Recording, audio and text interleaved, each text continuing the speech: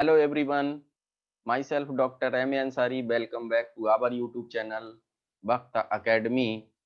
बच्चों, आज हम लोग डिस्कस करेंगे बायोमोलिक्यूल के चैप्टर के बारे में। आज लेक्चर 1 में हम लोग बायोमोलिक्यूल के कुछ जनरल पॉइंट्स के बारे में डिस्कस करेंगे, कुछ छोटी छोटी बातों को सीखेंगे, बेसिक बातों को सीखेंगे। बाकी नेक्स्ट लेक्चर में, आगे के लेक्चर्स में हम लोग बायोमोलिक्यूल को अच्छे तरीके से कवर अप करेंगे। तो आइए बिना देर किए स्टार्ट करते हैं बायोमोलिक्यूल्स। बच्चों, बायोमोलिक्यूल्स में सबसे पहले हम आपको इंट्रोडक्शन के बारे में बताते हैं कि बायोमोलिक्यूल्स किसको बोलते हैं, बायोमोलिक्यूल्स कहाँ पाए जाते हैं, किसको बायोमोलिक्यूल बोलना है, किसको नहीं बोलना है। तो जैसे सबसे पहले हम लोग बच्चों बात करते हैं यहाँ पर फूड की। किसकी बात करते हैं? फूड की। फूड में जो भी चीजें पाई जाती हैं, ये सारी की सारी चीजें हमारे बायोमोलिक्यूल्स होते हैं। क्या होते हैं? बायोमोलिक्यूल्स होते हैं। अब देखिए, ये जो हमारे बायोमोलिक्यूल्स हैं, ये सेलो ऑर्गेनालिसिस से मिलकर के बने होते हैं। अब ये सेलो ऑर्गेनालिसिस क्या क्या चीजें होती हैं, क्या होता है इसमें, अभी हम लोग इसके बारे में डिस्कस करते हैं।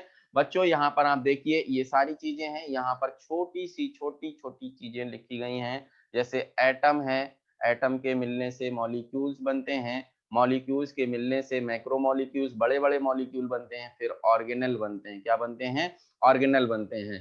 बच्चों, यहाँ पर हम सेलो ऑर्गेनालिसिस में से हम क्या बोल रहे हैं कि सेल बनी। क्या बना? सेल बनी, है ना। सेल बनी, तो सेल बनने के बाद बच्चों ये जो सेल होगी, ये मिलकर के टिश्यूज का फॉर्मेशन करेगी, तो ये टिश्यूज बने। टिश्यूज जो होते हैं, बहुत सारे टिश्यूज आपस में मिलकर के किसका फॉर्मेशन करते हैं? ऑर्गन्स का फॉर्मेशन करते हैं। और बहुत सारे ऑर्गन्स आपस में अगर मिल जाते हैं तो ऑर्गन सिस्टम का फॉर्मेशन होता है। और ऑर्गन सिस्टम जो होते हैं, कई सारे ऑर्गन सिस्टम्स मिलकर के एक किसका फॉर्मेशन कर देते हैं? इंडिविजुअल का फॉर्मेशन कर देते हैं, एक लिविंग ऑर्गेनिज्म का फॉर्मेशन कर देते हैं, है ना। बायोलॉजी में आप लोगों ने ये सारी चीजें अच्छे तरीके से पढ़ी होंगी, आप लोग अच्छे तरीके से समझते होंगे। तो ये देखिए, सेल, सेल से मिलके टिश्यू, टिश्यू से मिलके ऑर्गन्स, ऑर्गन से मिलके ऑर्गन सिस्टम, और ऑर्गन सिस्टम मिलकर के बना दिया एक लिविंग ऑर्गेनिज्म। किसका फॉर्मेशन हो गया? एक लिविंग ऑर्गेनिज्म का फॉर्मेशन हो गया। तो ये जनरल बातें थी कि बायोमोलिक्यूल्स कहाँ से निकलते हैं। अब बायोमोलिक्यूल्स हम लोग किसको बोलेंगे? The general biomolecules that our food contains are. जो जो बायोमोलिक्यूल्स हमारे फूड में पाए जाते हैं, वो क्या क्या हो सकते हैं, उनकी बात हम लोग करते हैं। तो ये रहा आपके लिए फूड। अब इस फूड में कौन कौन से बायोमोलिक्यूल मिल सकते हैं बच्चों? सबसे पहले हमको कार्बोहाइड्रेट मिलता है, अमीनो एसिड्स मिलते हैं, प्रोटीन्स मिलते हैं, न्यूक्लिक एसिड्स मिलते हैं, विटामिन मिलते हैं, और हार्मोन्स मिलते हैं। तो इतनी सारी चीजें हमें मिल सकती हैं अपने फूड में। इन्हीं सारी चीजों को हम लोग बायोमोलिक्यूल्स बोलते हैं। और इस चैप्टर में हमें इन्हीं के बारे में डिटेल स्टडी करनी है। सबसे पहले हम लोग कार्बोहाइड्रेट पढ़ेंगे, फिर प्रोटीन्स पढ़ेंगे, फिर अमीनो एसिड्स, उसी के मोनोमर्स होते हैं, उनके बारे में भी पढ़ेंगे, न्यूक्लिक एसिड्स पढ़ेंगे, विटामिन पढ़ेंगे, हार्मोन्स के बारे में डिस्कस करेंगे, और इस चैप्टर को कंप्लीट करेंगे। तो आइए बच्चों, सबसे पहले हम लोग स्टार्ट करते हैं कार्बोहाइड्रेट्स को। कार्बोहाइड्रेट जो होता है, carbohydrates are primarily produced by the plants and form a very large group of the naturally occurring organic compounds. तो ये किससे मिलते हैं? जनरली प्लांट्स से प्रोड्यूस किए जाते हैं, प्लांट से मिलते हैं। Some common examples are sugar cane. Sugar cane एक एग्जांपल है जिसको हम लोग बायोमोलिक्यूल बोल सकते हैं। सुगर केन को आप डायग्राम में भी देख सकते हैं, वैसे भी आपने देखा होगा। सुगर केन के अलावा हम लोग ग्लूकोज की बात कर सकते हैं, हम लोग स्टार्च की बात कर सकते हैं, हम लोग फ्रक्टोज की बात कर सकते हैं, हम लोग कई सारी चीजों की बात कर सकते हैं। आगे आते रहेंगे और हम लोग देखते रहेंगे, तो यहाँ पर हम लोग एक्सेट्रा से काम चलाते हैं। चलिए बच्चों, आगे हम लोग बात करते हैं कि ये जो कार्बोहाइड्रेट हैं, अगर हम इनको ज्यादा पास से देख लें, क्लोजली, जैसे हमने लिखा है looking closely at the term. अगर इस टर्म को हम लोग देखें, या हम ये कहें सीधे सीधे कि इस कार्बोहाइड्रेट का हम लोग ऑपरेशन करें, इसको दो पार्ट में तोड़ें, तो क्या होगा? कार्बो और हाइड्रेट्स। क्या होगा? कार्बो और हाइड्रेट्स होगा।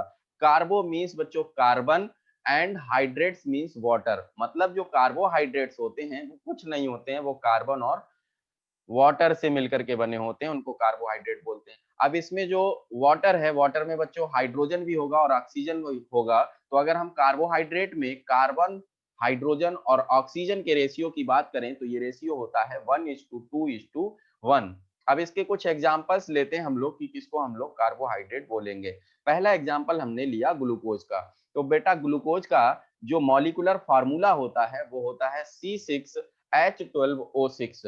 अगर इसको हम H2O के टर्म में लिखें तो हम इसको कैसे लिख सकते हैं, ग्लूकोज है, इसको हम लिख सकते हैं C6H2O का होल 6, क्योंकि कार्बन हमारे पास 12 है और ऑक्सीजन 6 है, तो हम लिख सकते हैं H2O होल 6। बात समझ में आई। C6H2O होल 6 ये भी आपका ग्लूकोज का फार्मूला है। ऐसा हम क्यों लिख रहे हैं अभी हम आपको बताएंगे। चलिए टेकिंग वन मोर एग्जांपल, जैसे हम लोग अब एग्जांपल ले रहे हैं किसका, सुक्रोज का। तो सुक्रोज को आप लोग अच्छे तरीके से समझते हैं। सुक्रोज का जो मॉलिक्यूलर फार्मूला होता है वो क्या होता है, सुक्रोज का मॉलिक्यूलर फार्मूला होता है C12H22O11। अगर हम इसको H2O के टर्म में लिखेंगे तो हम इसको कैसे लिख सकते हैं, ऐसे लिख सकते हैं। हम इसको कैसे लिखेंगे, सुक्रोज है C12H2O का होल 11, इस तरीके से हम लोग सुक्रोज को लिख सकते हैं।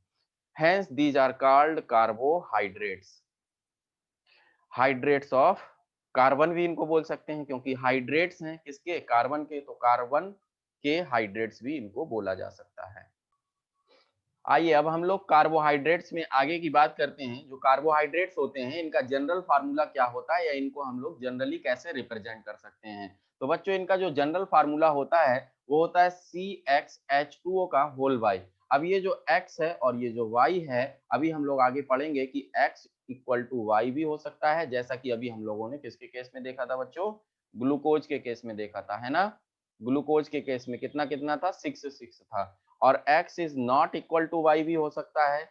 ये किसके केस में देखा था बच्चों, ये हमने सुक्रोज के केस में देखा था, क्योंकि वहां पर जो कार्बन का नंबर था वो कितना था, 12 था, और H2O का कितना था, 11, होल 11 लिखा था।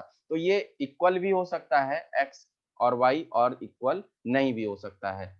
चलिए और आगे की अगर हम बात करें कि और आगे यही बात आपको बताई गई है, here x is equal to y and x is not equal to y। चलिए आगे की बात करते हैं। The most common sugar used in our homes is named as sucrose. और अब देखने वाले हैं आप लोग सुक्रोज का मुआयना करिए। सुक्रोज का यही शुगर आप लोग रोजाना यूज करते हैं, डेली यूज में यही शुगर आती है। चलिए the sugar present in the milk is known as lactose. जो हम लोग मिल्क में यूज करते हैं या जो मिल्क में शुगर पाई जाती है वो लैक्टोज होती है। ठीक है, चलिए तो ये है आपकी लैक्टोज। आगे हम लोग बात करते हैं कि क्या क्या एक्सेप्शंस हैं कार्बोहाइड्रेट्स के। अब एक्सेप्शन हम किस कैटेगरी में बोलेंगे, किस पॉइंट को लेकर के हम एक्सेप्शन बोलेंगे।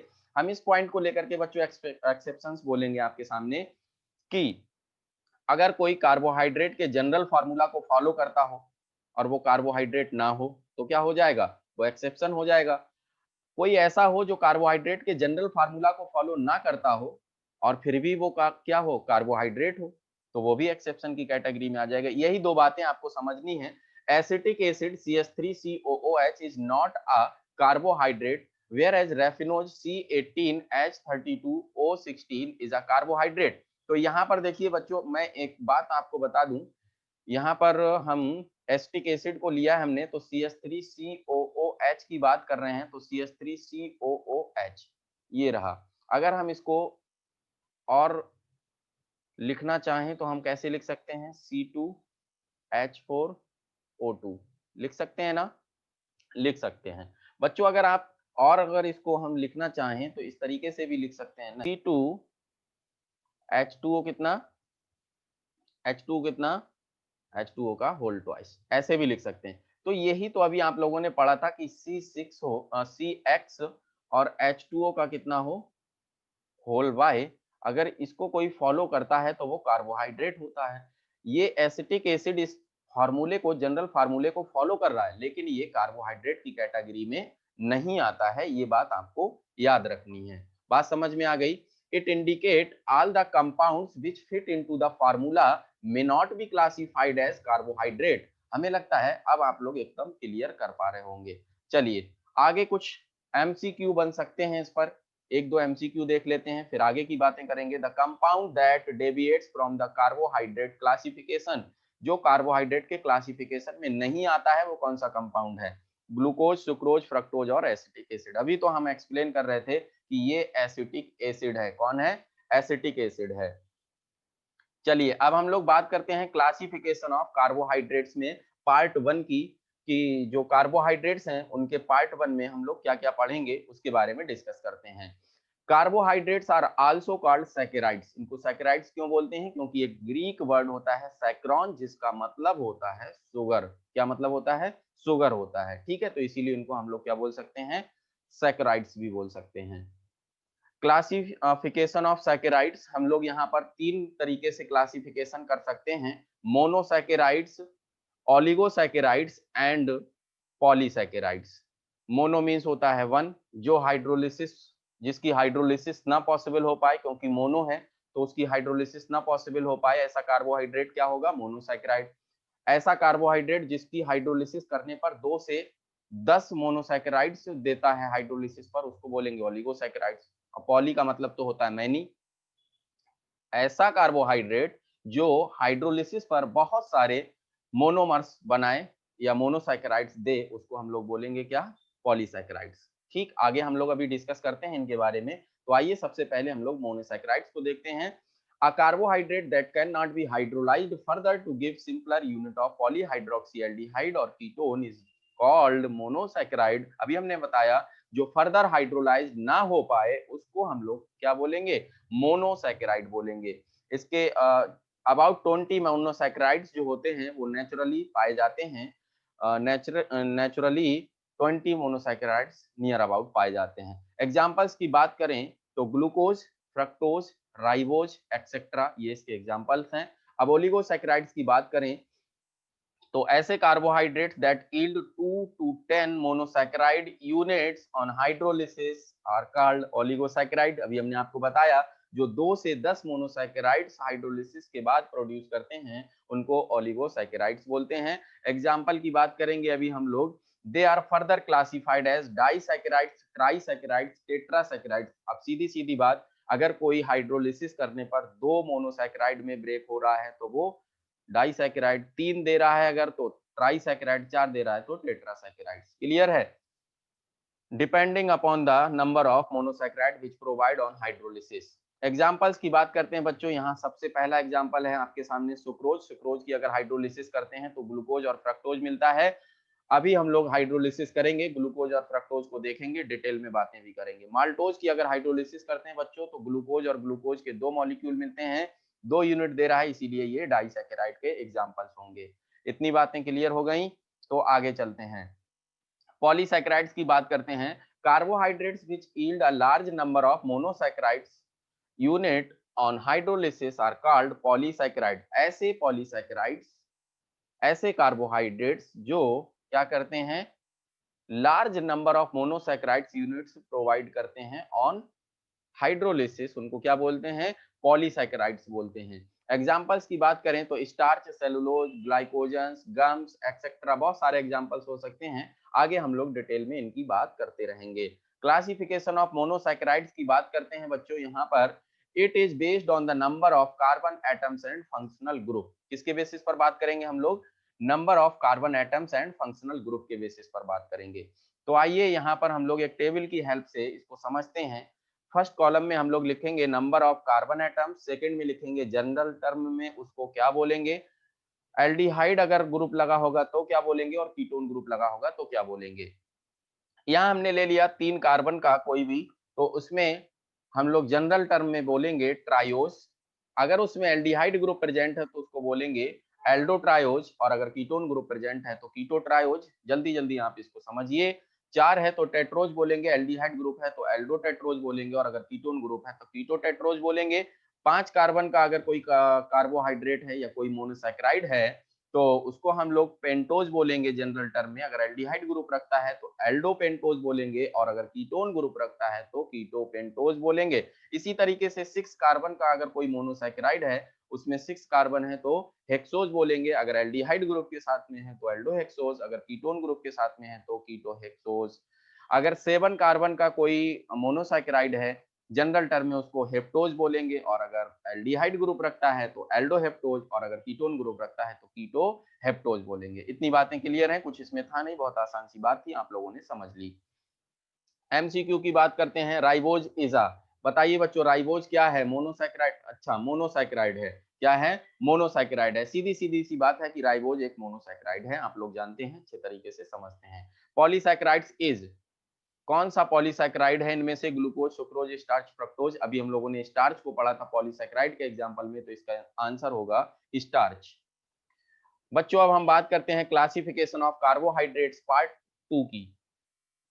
Classification of carbohydrates based on, हम लोग किस किस के बेसिस पर कार्बोहाइड्रेट का क्लासिफिकेशन करेंगे? नंबर 1 फंक्शनल ग्रुप के बेसिस पर करेंगे, दूसरा टेस्ट एंड सॉल्युबिलिटी के बेसिस पर करेंगे, और तीसरा नेचर ऑफ रिएक्शंस के बेसिस पर करेंगे। इतनी बातें हम लोगों को करनी है। तो classification of carbohydrate based on functional group करते हैं। Chemically the carbohydrates may be defined as optically active polyhydroxy aldehydes and polyhydroxy ketones. अच्छे से समझिए, केमिकली जो आपके कार्बोहाइड्रेट्स होते हैं उनको हम डिफाइन कर सकते हैं कि ऑप्टिकली एक्टिव पॉलीहाइड्रोक्सी एल्डिहाइड और पॉलीहाइड्रोक्सी कीटोन्स जो होते हैं वो हमारे क्या होंगे? क्या होंगे? कार्बोहाइड्रेट्स होंगे। ठीक है, अभी हम लोग इनकी बात करेंगे कि पॉलीहाइड्रोक्सी एल्डिहाइड क्यों बोल रहे हैं, पॉलीहाइड्रोक्सी कीटोन्स क्यों बोल रहे हैं, इसके बारे में अभी हम लोग आगे बातें करेंगे।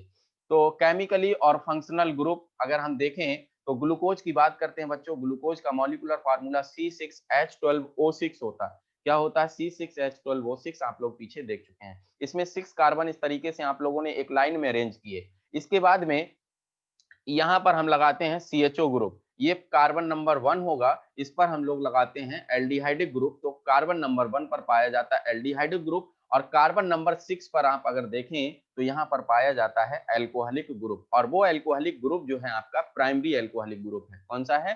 प्राइमरी। प्राइमरी क्यों बोल रहे हैं बेटा? प्राइमरी इसलिए बोल रहे हैं क्योंकि ये जिस कार्बन से जुड़ा OH ग्रुप इस कार्बन से जुड़ा है, तो ये कार्बन आपका एक ही कार्बन से जुड़ा है, इसीलिए ये कार्बन प्राइमरी है, और ये प्राइमरी कार्बन से OH ग्रुप जुड़ा, इसीलिए इसको हम लोग क्या बोलेंगे?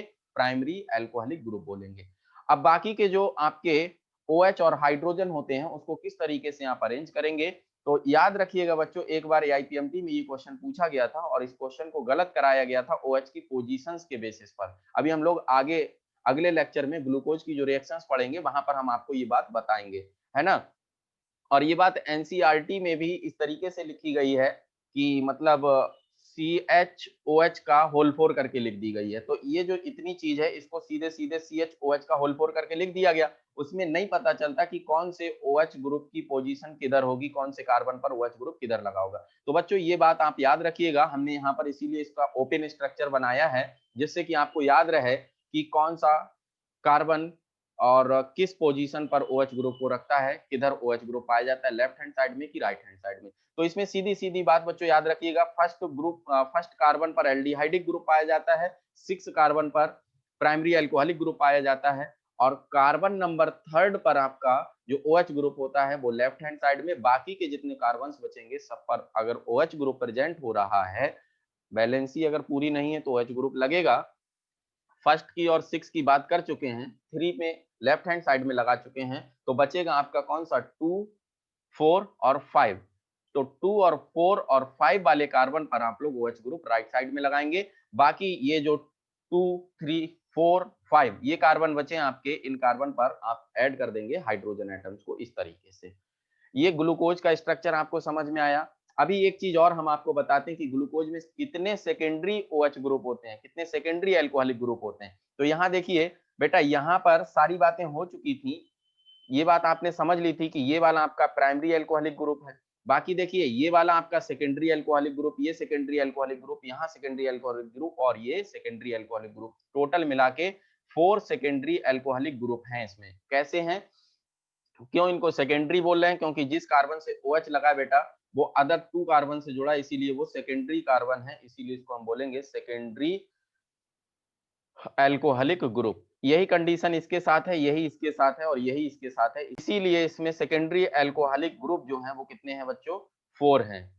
हमें लगता है आप लोग इस बात को अच्छे तरीके से समझ लिए होंगे, अच्छे तरीके से आपको समझ में आ गया होगा। चलिए इस ग्रुप को हम लोग कर देते हैं, इस कंपाउंड को कर देते हैं साइड में, और हम इसके बारे में कुछ बातें बताते हैं, उनको अच्छे से सुनिए। ग्लूकोज जो होता है इसमें क्या क्या पाया जाता है बेटा?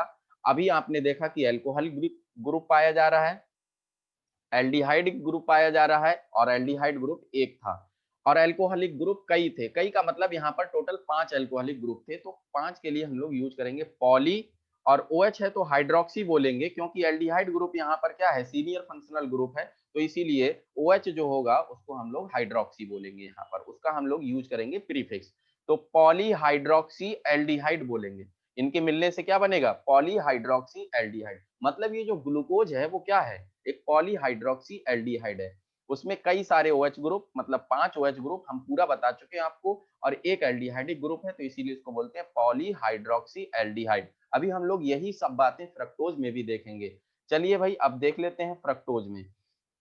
C6H12O6 बिल्कुल ग्लूकोज की तरह फार्मूला होता है, लेकिन इसमें डिफरेंस कहां पर होता है? बच्चे अक्सर पूछते हैं कि सर दोनों का फार्मूला सेम होता है तो डिफर क्या करता है इनमें? बेटा क्या डिफर करता है, आज हम लोग उसको अच्छे तरीके से समझते हैं। देखिए वहां पर जो 6 कार्बन थे सीधे एक लाइन में थे, यहाँ पर भी आपने एक लाइन में अरेंज किए, लेकिन बच्चों जो एल्डिहाइड ग्रुप प्रेजेंट था वो ग्लूकोज था, जिसमें एल्डिहाइड ग्रुप प्रेजेंट था वो आपका ग्लूकोज था, और जिसमें कीटोन ग्रुप प्रेजेंट है वो आपका फ्रक्टोज है। एक डिफरेंस ये मिला, उसमें कार्बन नंबर 1 पर एल्डिहाइड ग्रुप होता था, यहाँ पर कार्बन नंबर 2 पर एल्डिहाइड ग्रुप प्रेजेंट होगा, और जो फर्स्ट कार्बन और 6 कार्बन आपको मिलेगा वो दोनों CH2OH से जुड़े होंगे, मतलब उनमें होगा आपका OH ग्रुप, है ना। अब बाकी के जो आपके 3 कार्बन बचते हैं, 3, 4 और 5th नंबर वाले कार्बन, इनमें जो OH ग्रुप होते हैं वो किस तरीके से अरेंज होते हैं? फिर वही बात, कार्बन नंबर 3rd पर OH ग्रुप लेफ्ट साइड में, बाकी के बचे हुए 2 कार्बन 4th एंड 5th वाले कार्बन में OH group in the right side. Clear है? तो बेटा यहाँ पर एक चीज और समझिए, बाकी की जो वैलेंसी बची, जिस कार्बन की 4 नहीं हुई उस पे हाइड्रोजन जुड़ेगा और अपोजिट में जुड़ जाएगा OH के, तो आपने इस स्ट्रक्चर को भी सीख लिया। लेकिन बेटा ये आपका प्राइमरी अल्कोहलिक ग्रुप है, यहाँ पर ये आपका प्राइमरी अल्कोहलिक ग्रुप है, तो प्राइमरी अल्कोहलिक ग्रुप कितने हुए आपके बेटा? प्राइमरी अल्कोहलिक ग्रुप हुए 2, और अगर सेकेंडरी की बात करें तो ये आपका सेकेंडरी, ये आपका सेकेंडरी कार्बन, ये सेकेंडरी कार्बन, इनसे जुड़ा OH, secondary alcoholic group, secondary alcoholic group और सेकेंडरी अल्कोहलिक ग्रुप, तो सेकेंडरी अल्कोहलिक ग्रुप हुए यहाँ पर 3। कितने हुए बेटा? 3। टोटल अल्कोहलिक ग्रुप कितने हुए? 5। जितने किसमें थे? ग्लूकोज में भी 5 थे, लेकिन वहां पर 4 थे आपके सेकेंडरी और 1 था प्राइमरी, है ना। यहाँ पर 2 होंगे प्राइमरी एंड 3 होंगे सेकेंडरी अल्कोहलिक ग्रुप। इतनी बात क्लियर सबको? सबको क्लियर। चलिए और आगे की बात करते हैं अब हम लोग। इसमें सेकेंडरी अल्कोहलिक ग्रुप आपको मिल गया, हमने बता दिया आपको, इसको साइड में किया। फिर इसकी बात करते हैं बेटा, ये था आपका फ्रक्टोज, और फ्रक्टोज में अल्कोहल्स पाए जा रहे थे, अल्कोहलिक ग्रुप पाए जा रहे थे 5, और इसमें एक कीटोन ग्रुप था, तो 5 अल्कोहलिक ग्रुप हैं, इसको बोलेंगे पॉलीहाइड्रोक्सी कीटोन। क्या बोलेंगे बेटा? पॉलीहाइड्रोक्सी कीटोन, शॉर्ट में PHK, उसको शॉर्ट में क्या बोला था? PHA बोला था। इतना सबको क्लियर हो गया? चलिए let us take an example of sucrose. अब हम लोग सुक्रोज लेते हैं और सुक्रोज की करते हैं हाइड्रोलिसिस। अपॉन हाइड्रोलिसिस, तो ये सुक्रोज आपका C12H22O11 सुक्रोज, इसकी हम लोग क्या करेंगे? हाइड्रोलिसिस पे मिलेगा हमको ग्लूकोज और फ्रक्टोज। तो ग्लूकोज को हम लोग बोल के आ रहे हैं पॉलीहाइड्रोक्सी एल्डिहाइड, और फ्रक्टोज को बोल के आ रहे हैं पॉलीहाइड्रोक्सी कीटोन। ये बात सबको क्लियर होगी अच्छे तरीके से। Upon hydrolysis of a carbohydrates B obtained polyhydroxy aldehyde and polyhydroxy ketone. अगर हम कार्बोहाइड्रेट की हाइड्रोलिसिस करते हैं तो हमें पॉलीहाइड्रोक्सी एल्डिहाइड और पॉलीहाइड्रोक्सी कीटोन मिलेंगे, या तो वो खुद भी पॉलीहाइड्रोक्सी एल्डिहाइड और पॉलीहाइड्रोक्सी कीटोन में से कोई हो सकता है, तो वो भी कार्बोहाइड्रेट होगा। तो इनकी डेफिनेशन की बात करते हैं कि क्या डेफिनेशन होगी।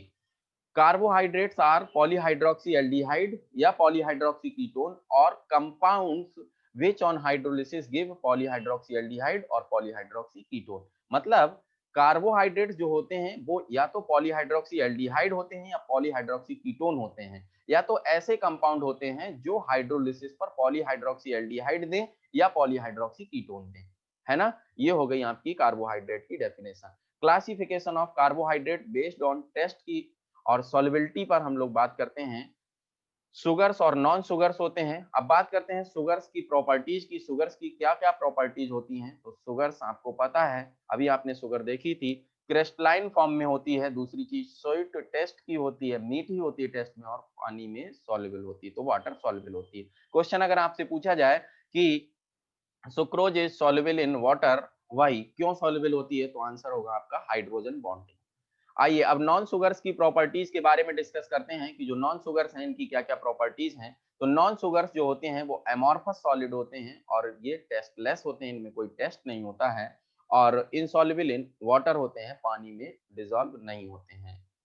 अब हम लोग बात करते हैं based on the nature of the reaction, reaction के बेसिस पर क्या क्या क्लासिफिकेशन हो सकता है। रिड्यूसिंग सुगर्स और नॉन रिड्यूसिंग शुगर, दो कैटेगरी में हम लोग क्लासिफाई कर सकते हैं। जो किसको रिड्यूस कर दें, फेलिंग को, they reduce Fehling solutions and Tollens reagent, उनको रिड्यूसिंग शुगर्स बोलेंगे। और रिड्यूसिंग शुगर्स कौन कौन सी होंगी, ऑल मोनोसैकेराइड्स रिड्यूसिंग शुगर्स होते हैं। Disaccharides in which aldehydic and ketonic group are free are called reducing sugars. Example है माल्टोज एंड लैक्टोज। बच्चों ये थोड़ा टिपिकल पॉइंट हो रहा है रिड्यूसिंग शुगर्स के लिए, मैं आपको सिंपल सा पॉइंट बता रहा हूं, उसको आप लोग ध्यान दीजिए और अच्छे से समझिए। ऑल मोनोसैकेराइड्स आप लोगों ने पढ़ा कि क्या है, रिड्यूसिंग शुगर्स हैं, तो ये पॉइंट आपके लिए इंपॉर्टेंट होगा। All monosaccharides, all monosaccharides, all monosaccharides and disaccharides.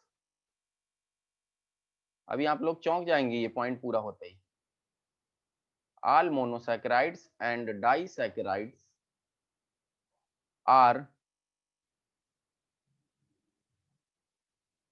reducing sugars. चौंक गए ना, are reducing sugars.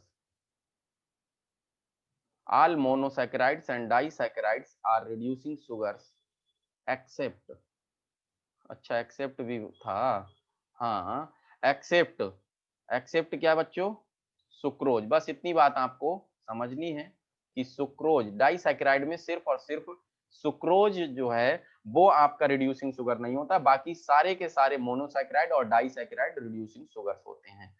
क्योंकि सुक्रोज में जो ग्रुप पाया जाता है आपका कार्बोनिल ग्रुप, वो फ्री नहीं होता है, इसीलिए वो कैसी होती है, नॉन रिड्यूसिंग। और आगे हम लोग अभी पढ़ेंगे तो इसकी लिंकेज के बारे में भी डिस्कस करेंगे, वहां से भी आप लोग इस बात को अच्छे तरीके से समझ पाएंगे। तो इतनी बात क्लियर हो गई क्या। चलिए अब नॉन रिड्यूसिंग शुगर्स की बात कर लेते हैं हम लोग। तो नॉन रिड्यूसिंग शुगर्स क्या होती हैं, non reducing sugars, they do not reduce Fehling solutions and Tollens reagent, तो उनको बोलेंगे नॉन रिड्यूसिंग शुगर्स, है ना। डाइसैकेराइड्स इन विच एल्डिहाइडिक और ketonic group are bonded behave as non reducing sugar. अच्छा अगर हम आपसे पूछें कि इसका एग्जांपल बताइए, तो आप कौन सा एग्जांपल बताएंगे, भाई सीधे सीधे आप लोग क्या बोलेंगे, सुक्रोज बोलेंगे, है ना। सुक्रोज एग्जांपल हो जाएगा इसका, सुक्रोज। तो हमें लगता है आप लोग बात को क्लियर कर ले गए होंगे, समझ गए होंगे। एमसीक्यू की बात करते हैं, क्या एमसीक्यू मिलेगा आपको, chemically carbohydrates are hydroxy carbonyl compound, carbonyl compound, alcoholic compound, polyhydroxy carbonyl compound. तो इसका सही आंसर बच्चों आप लोग जान ही रहे हैं कि पॉलीहाइड्रोक्सी कार्बोनिल कंपाउंड होगा, क्योंकि पॉलीहाइड्रोक्सी एल्डिहाइड और पॉलीहाइड्रोक्सी कीटोन की बात करते थे हम लोग, बोलते थे कि वो कार्बोहाइड्रेट है। तो यहाँ एल्डिहाइड ग्रुप और कीटोनिक ग्रुप आ रहा है, तो बेटा कीटोनिक ग्रुप और एल्डिहाइडिक ग्रुप को कलेक्टिवली हम लोग कार्बोनिल कंपाउंड्स बोलते हैं, तो इसीलिए इसका सही आंसर होगा polyhydroxy carbonyl compound. Next question देखते हैं, the simplest ratio of carbon and hydrogen in carbohydrates. Examples, options हैं आपके 2:1, 3:1, 1:3, 1:2। अभी हम लोगों ने जब स्टार्टिंग में पढ़ा था carbon is to hydrogen is to oxygen का रेशियो, तो 1:2 कितना था, 1 था, है ना। 1:2 था, लेकिन बेटा यहाँ पर कार्बन और हाइड्रोजन का रेशियो पूछा है, तो होगा आपका 1:2। क्लियर है। तो बच्चों आज के लेक्चर में बस हम लोग इतना ही पढ़ते हैं।